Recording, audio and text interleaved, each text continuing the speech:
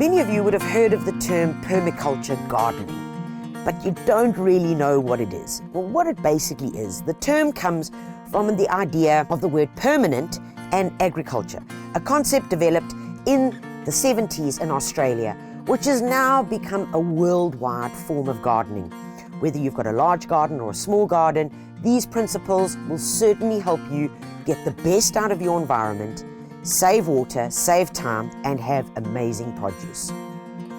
You can say it's an ethical way of growing what you eat, with an eye on the future through sustainable practices, while falling back on the natural science of the earth.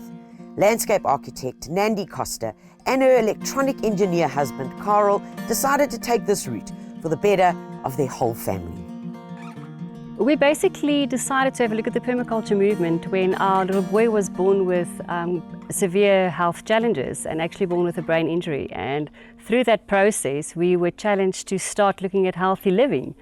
And we obviously went through a lot of research and went through an amazing research process, and that led us to permaculture, which is the ultimate organic way of living and living off the earth, as people have done for thousands of years, and that's why we love it so much.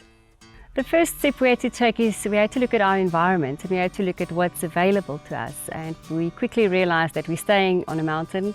The type of soil we have is only sandy because of the sedimentary sandstone in the area, and we quickly realized that we had to make our own soil. So that was the very first step that we took, is we started making our own soil. Yeah, I think we realized that the soil reflects our microbiome, our gut health is reflected in the soil health, and that the plants that come from that soil, feed the biome again, and this cycle is important for health.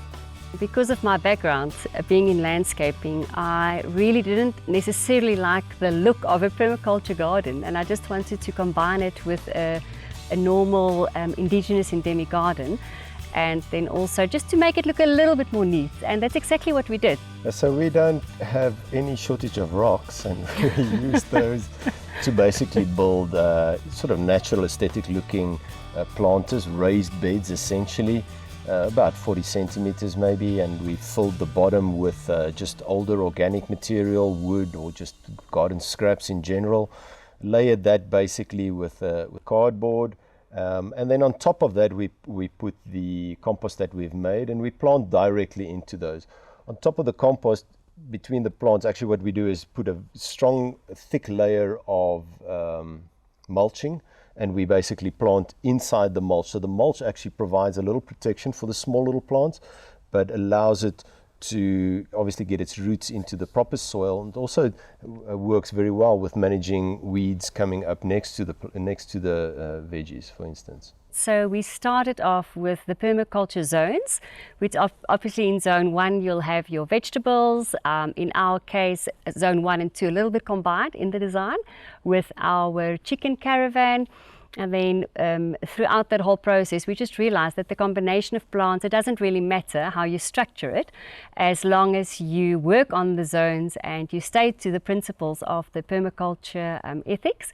It's actually a beautiful combination in any case, regardless of what you do, it all works together. So what I would say is start with good soil, make your own soil, definitely start with good seed. We've had tests with GMO seeds just to see what happens to them. They really don't last, and obviously you do not want that. So if you can have heirloom seed, that's the best to go with. Yeah, then I think something like diversity. We've taken something like 42 different species out here, or different types of vegetables, fruits, mushrooms, and that all within one season, one summer season. So. And then I think we were just experimenting. Just don't be afraid to experiment. Just let stuff come up, see what it is. Trial and error. Don't be afraid to just see the trial and error grow, and have patience and lots of love with your garden. It actually just creates the most amazing balance. And I think that is the way that nature was created from the start, and that's exactly what we want to bring back. And I think that's the beauty of permaculture.